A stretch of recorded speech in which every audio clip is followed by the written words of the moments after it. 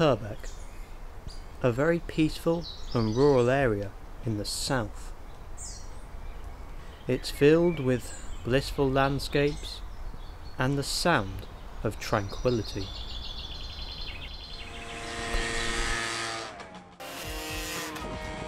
This is the Jalera DNA GP experience, a moped in disguise. You see, although it's styled like a bike, this particular model has a two-stroke Hyper 2 Pro engine that generates 49 cc's and makes the sound of a chainsaw constantly trying to cut through Chuck Norris. However, if a 16-year-old bought this as their first bike, I wouldn't blame them. The DNA is an incredibly pretty bike.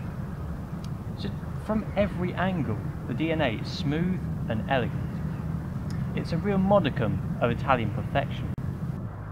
It also has a digital speedo, mileage counter and various other settings for clock, water and oil temperatures. Truly is beautiful.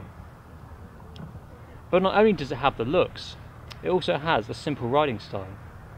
Because, as the DNA doesn't have any gears, all you would have to do is just push the electric start button, or alternatively, you can kick down on the kickstart lever, and then you can just pull the throttle back, and you're away.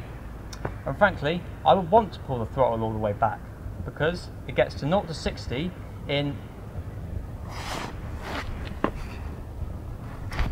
Tell you what, let's find out.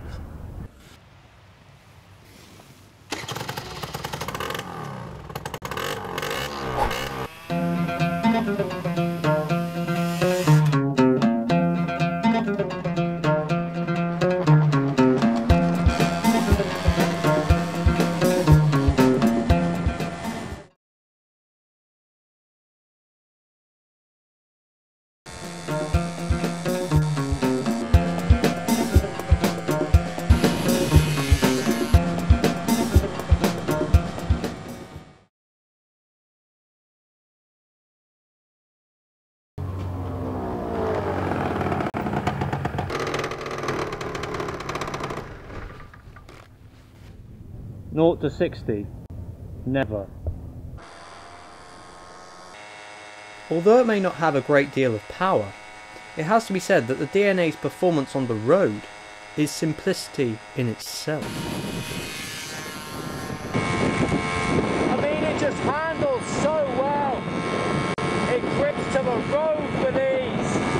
I mean, true, it may sound abysmal, but to be honest, you're going to be enjoying this bike so much that you won't even care about the state of your ears, or anybody else's for that matter. It's just you, the bike, and the wind in your helmet.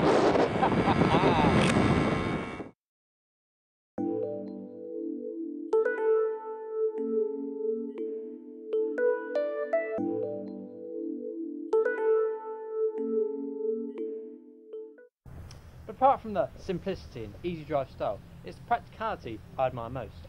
Because, for example, carrying your skidded around can get annoying after a while.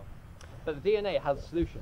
Because if you open up the petrol tank, you'll see that it has a compartment to store your helmet in. I mean, how much more practical can you get? And with an average range of 90 miles to the gallon, it has a decent fuel economy. And what's more, you don't need to spend a fortune filling up its 2-gallon fuel tank. Less than £10 is all that's needed to fill it up. However, the more I drove it, I began to think of this bike not as a machine, but as a friend. A constant companion along journeys. Maybe that's why it's called the DNA. It defines this bike as a living creature. And underneath all the groaning and whining that it actually does, it's got a heart that's beating.